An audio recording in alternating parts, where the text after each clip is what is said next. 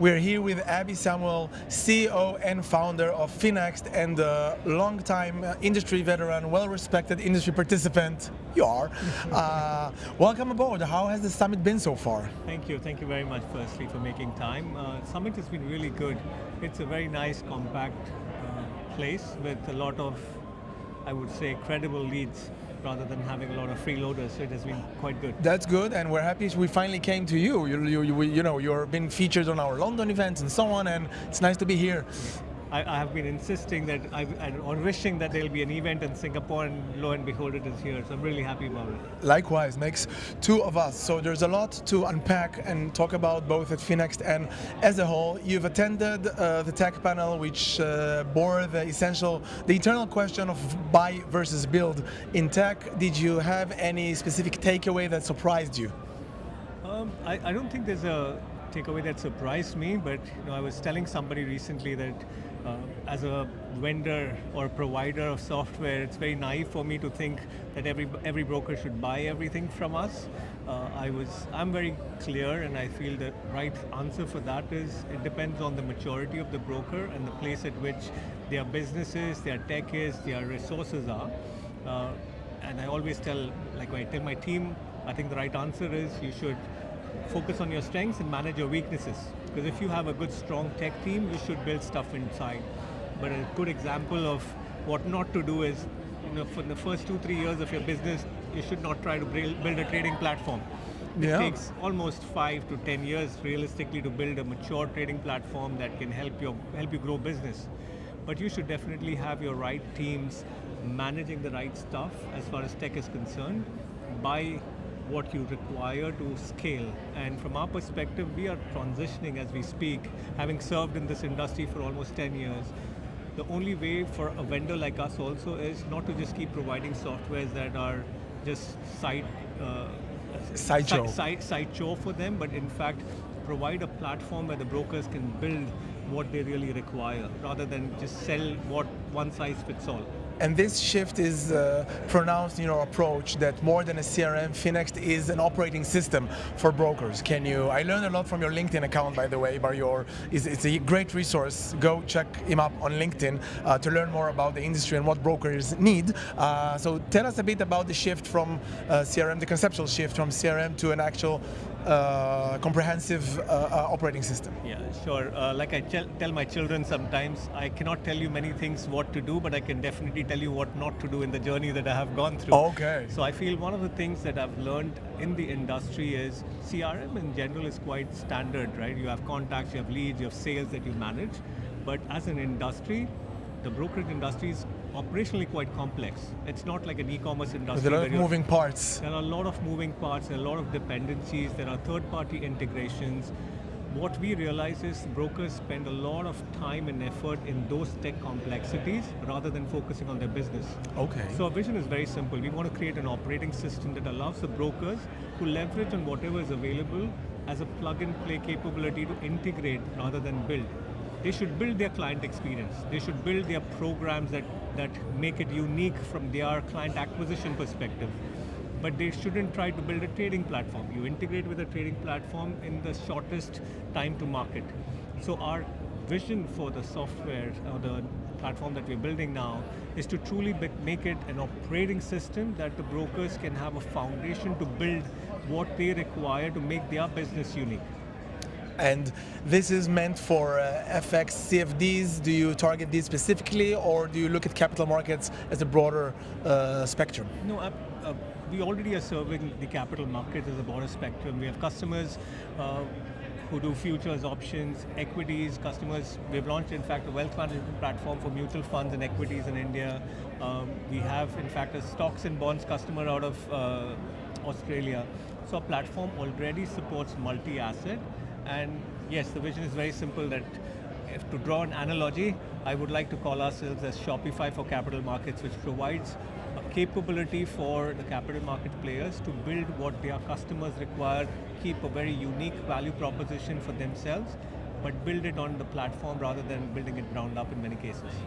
Makes a lot of sense, and in many cases, multi-asset is stemming from client demand. And if we talk about client demand spilling into revenues and retention, what is FYNXT doing there to help brokers? Yeah, I think, see, the customers are buying software, customers are investing in technology to acquire customers and to grow their revenue. So there are multiple areas that we are helping the customers with. For example, onboarding, right? I call it in the FX industry the 90-90-90 rule. 90% of the brokers lose 90% of their money in 90 days, so the churn is almost every 90 days. Over the KYC and onboarding? Over the client's journey, just the lifetime value and the time that a trader takes to lose money and get out. They invest in acquisition, they invest in tech, but they don't do the connecting dots. Okay. Correct. So the churn analytics, the capabilities that they require to know when a client is about to leave, provide him capabilities like, hey, you are not trading well, why don't you invest into a fund, or why don't you copy a trader, or why don't we give you some extra training? The same applies to an IB. So we have brokers with managing more than 12,000 IBs for them. They have no idea when their IBs are otherwise leaving, when they start disconnecting. So we're now providing them insights to make engagements before the IBs really decide to leave. So your analytics are able to identify either a difference in pattern or lack of activity, plateauing. That is correct. So we call it churn analytics. Okay, churn analytics is good. It's important. It is, both from a client perspective as well as IB perspective. And we are also doing a lot of other revenue impacting capabilities, like we've added risk management. A lot of the brokers lose significant amount of money by overpaying the IBs at times. There are IBs who tend, and we have to be real about the industry. There are a lot of scammers in the industry who try to rip the broker apart. So we have created AI capabilities that detect what we call as anomalies and automatically move those payments into a manual approval process. Recently, we have a very big Australian broker. We've saved them close to $200,000 in the last 1 month just by stopping the withdrawals that the IBs were trying to fudge some spam data on. So yeah, I think that's truly I think you powerful. should make a case study out of it, because everyone wants to know how to spare this amount of money over what seems to be a friction or a natural hiccup in the system. Absolutely. And you mentioned an Australian worker, and you're based here. Are there any specific tips for anyone looking at APAC in this respect of client behavior? You oversee large swaths of data. Is there any emerging trend in APAC, even though APAC is big, but or in any specific country that you've came across? Yeah, I think APAC, we've been fortunate to be here, and I sometimes say fortunate and unfortunate because the industry is very uniquely run here. The acquisition mode is not digital. So we have customers globally, both in Europe as well as in APAC. APAC is a very IB-centric business. You cannot run a business in Asia without having a good IB network and supporting your IBs with the capabilities and the materials that they require to scale their business. So I think as an industry, without having a proper strategy for IB in Asia, it is very difficult to scale. And do they understand the finer points of localization, anything from language to culture? Have you seen cases that people did things they shouldn't be doing, or the other way around, did exceptionally well?